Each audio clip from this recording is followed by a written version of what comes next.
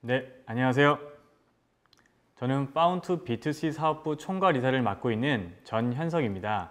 20년간 투자를 공부하고 실행해봤던 경험, 직업적으로 은행 PB팀장과 디지털 자산관리 플랫폼을 만들면서 깨닫게 된 투자의 원칙, 투자의 방법론 등을 설명드리기 위해서 이 자리에 나오게 되었습니다.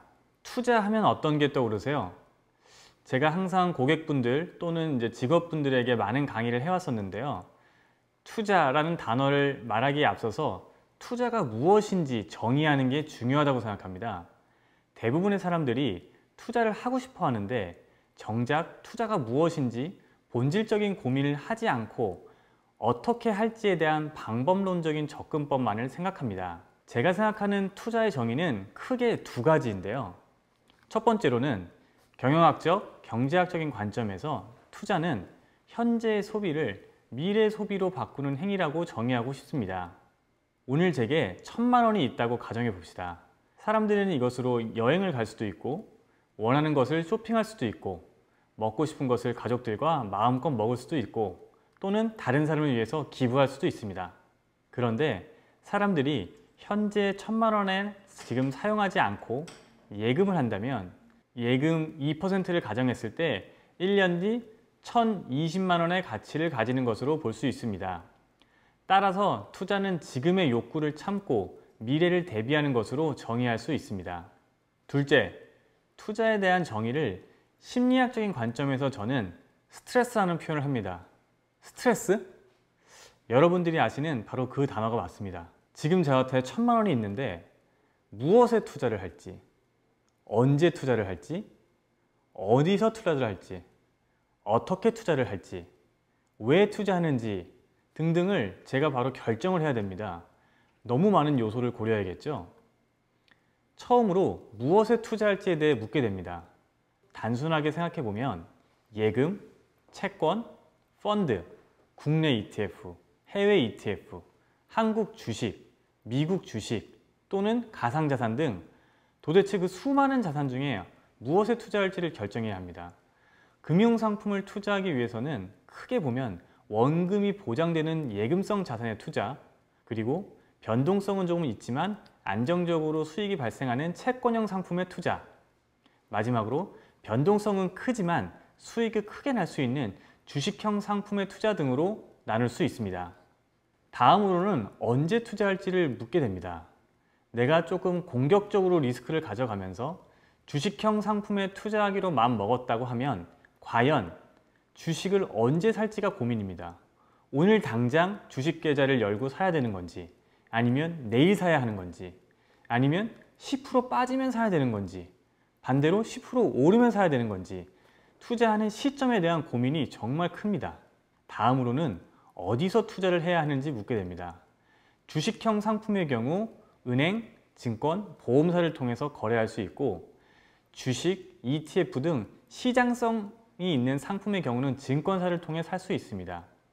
그런데 비대면 플랫폼을 통해서 거래할 수도 있기 때문에 여러분들께서는 대면 상담을 받고 거래를 할지 비대면으로 바로 상품을 살지 결정을 해야 됩니다.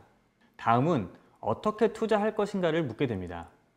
1,000만 원을 투자했을 때 한 번에 투자할지, 아니면 100만 원씩 10달에 나누어서 적립으로 투자를 할지, 아니면 소액인 1만 원을 1,000일에 나눠 투자를 할지 선택해야 합니다. 어느 정도 투자가 무엇인지 감이 오셨나요? 만약 위의 단계에서 저 수많은 요소들을 고려하기 싫고 자신이 없는 분들은 원금이 보장되는 예금에 맡겨놓기를 저는 권유드립니다. 우리가 투자를 하는 행위는 미래에 더 나은 소비와 준비를 위해 하는 것인데 투자하는 행위 자체가 스트레스가 되고 현재 본인이 하고 있는 일과 생활에 영향을 준다면 저는 투자하는 행위 자체를 멈춰야 된다고 생각합니다. 그럼에도 불구하고 투자에 대해서 더 알고 싶다면 다음 챕터인 투자의 원칙에 대해서 설명해 보겠습니다. 많은 분들과 투자에 대해 상담하고 포트폴리오를 구성한 후 가입하고 관리하고 해지를 경험하면서 제가 가장 중요하게 생각하는 부분은 바로 투자자 본인의 투자 원칙입니다. 우리가 투자를 하고 나면 단순히 수익이 나고 또는 손실이 보면 그만이라고 생각하기 쉽습니다. 하지만 저는 고객분들에게 반드시 각자만의 투자 원칙을 만들고 투자에 임할 것을 당부드립니다. 본인이 만든 원칙은 반드시 자필로 써서 책상 또는 HS 옆에 놓고 매일매일 투자하는 동안 되새기는 것을 권유드립니다. 전 세계에서 가장 오랫동안 투자를 하시면서 꾸준한 성과를 거두었던 인물을 아시나요? 맞습니다. 여러분이 생각하시는 바로 그분, 워렌 버핏이죠. 수십 년 동안 미국 주식시장에서의 시대적 변화, 기업의 변화를 읽어내며 포트폴리오 투자로 엄청난 부를 쌓은 분이죠. 그런데 이분이 쓴 책 또는 보고서를 보면 한 가지 공통점이 있습니다. 그것은 바로 투자 원칙에 대한 부분입니다. 이분의 투자의 원칙 많이들 들어보셨을 텐데요. 제1원칙, 투자의 원금을 잃지 마라. 제2원칙, 제1원칙을 지켜라. 도대체 이게 무슨 말일까요? 저도 워렌 버핏의 책을 많이 읽으면서 도대체 이 뜻에 대해서 많은 의문을 가졌었는데요. 제가 생각하는 워렌 버핏의 투자 원칙은 결론적으로 투자자 본인이 잘 아는 것에 투자라는 말인 것 같습니다. 그렇다면 잘 아는 것의 정의는 또 무엇일까요? 우리가 오늘 열심히 모은 1,000만 원을 가지고 은행에 정기예금을 하면 1년 뒤 정확히 세후 금액을 알 수 있습니다. 이건 분명 내가 아는 예금 자산에 투자를 했고 원금을 잃지 않기 때문에 워렌 버핏의 투자 원칙에 부합한다고 생각합니다.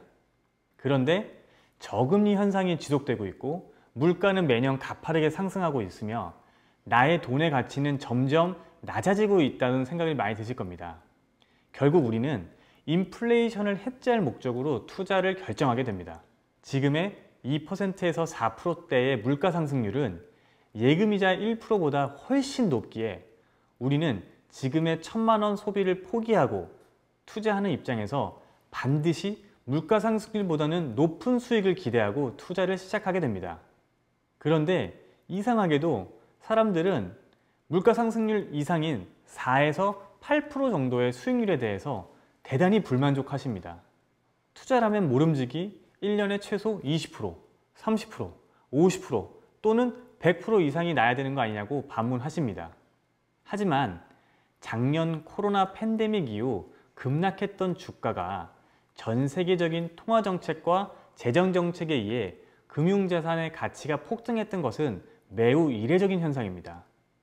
결국 우리는 정상적인 수익률 하에서 목표 기대 수익률을 낮춰야 합니다. 올 초로 한번 돌아가 볼까요? 많은 투자자들, 애널리스트들, 언론에서 대한민국 대표 기업인 삼성전자를 10만 전자로 외치며 전 국민이 삼성전자 사기에 몰두했었습니다. 반도체 사업의 호황, 핸드폰 사업의 혁신, OLED 산업과 가전산업의 성장으로 올 초 삼성전자는 6만원, 7만원, 8만원을 넘어 9만원까지 상승했었습니다. 자, 우리나라 대표 기업 삼성전자, 절대 망하지 않을 삼성전자. 하지만 투자자의 관점만으로 바라보았을 때는 올해 수익률은 그다지 좋지 않다고 할 수 있습니다. 그만큼 2021년의 투자 환경은 결코 쉽지 않았습니다. 하지만 해외로 눈을 돌려보면 미국 증시의 경우 약 15% 상승하였고 국내 증시는 연초 대비 1% 정도 하락하였습니다. 그럼 다시 돌아와서 투자의 원칙은 원금을 잃지 말라. 그 말은 즉슨 잘 아는 것에 투자하라고 제가 말씀을 드렸었는데요. 그 잘 아는 것의 범위가 정말 어렵다는 거죠. 우리가 삼성전자를 친숙하고 잘 안다고 생각하지만 실제 삼성전자의 매출을 구성하고 있는 반도체, 디스플레이, 핸드폰, 가전, 각각의 사업부를 이해하고 각 사업부의 전략을 인지하고 각 사업부가 얼마의 매출과 이익을 낼 것인지 아는 것은 신의 영역이라고 생각합니다. 특히 반도체의 경우 기술의 혁신이 지속적으로 일어나고 있고 TSMC, 마이크론, SK 하이닉스 등의 경쟁 기업의 동향도 파악해야 하며 반도체 가격의 움직임도 봐야 합니다. 전방 산업인 IT 인프라, 클라우드 사업, 핸드폰, 노트북 사업 등의 전망도 잘 알아야 합니다. 참 어렵죠. 결론적으로는 전문 투자자, 그 중에서도 IT 섹터의 삼성전자만을 전문적으로 분석하는 애널리스트, 또는 펀드 매니저 정도 돼야 그 기업을 제대로 알 수 있을 듯 합니다. 그래서 워렌 버핏은 사업 구조가 단순하고 독점적인 지배력을 가지고 있으면서 브랜드 파워가 강한 코카콜라, P&G, 애플 등 소비자에게 친숙한 기업을 투자한 것으로 유명합니다.